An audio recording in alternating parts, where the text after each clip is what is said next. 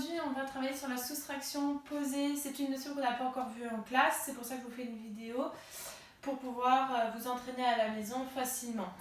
Donc, à savoir une chose, c'est que la soustraction posée se base sur deux choses que vous connaissez. La soustraction, c'est-à-dire que c'est quand on a une opération avec un moins, et posée, et ben ça va reprendre le principe de l'addition posée, où on va retrouver notre tableau d'unités, centaines, dizaines d'unités que vous connaissez et que vous utilisez pour faire les additions posées.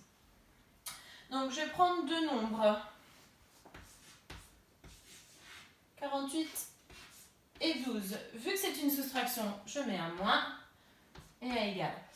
À savoir une chose, c'est qu'on ne peut pas faire l'inverse, c'est-à-dire que je ne peux pas faire ce calcul-là. Pourquoi? Car comme je vous dis souvent en classe, on ne peut pas manger 48 bonbons si on n'en a que 12 dans le paquet. Donc forcément, quand on a une soustraction, c'est le premier nombre qui est le plus grand. Toujours le plus grand en premier. Donc ça, c'est impossible. Donc, pour la soustraction posée, il va falloir que je la fasse dans un tableau centaines, dizaines d'unités, comme on a l'habitude de faire.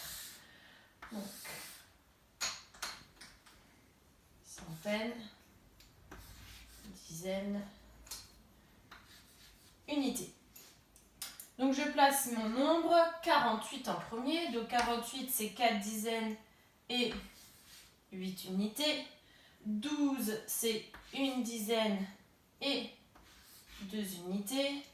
J'oublie pas le signe moins pour me dire quelle est l'opération que je suis en train de faire. Et le trait horizontal, c'est mieux avec une règle, pour dire égal. Donc, comme pour la soustraction, l'addition posée, la soustraction posée commence par un calcul d'unité. On va s'occuper que de cette colonne-là. On va faire quoi? On va faire 8 moins 2. Bon, ça c'est facile. On peut même utiliser ses doigts si on a besoin. 8 moins 2, ça me fait 6. Ensuite, je m'occupe de mes dizaines. J'ai 4 dizaines, j'en enlève une. Donc, je fais 4 moins 1 et ça me fait donc 3 dizaines. 48 moins 12 est égal à 36. Qu'est-ce que je peux faire pour vérifier? Eh bien, tout simplement, je peux faire mon dessin.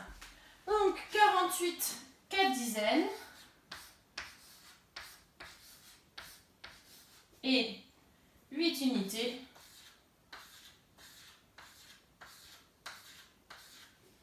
Et ensuite, j'enlève 12. Donc, je barre 2 unités.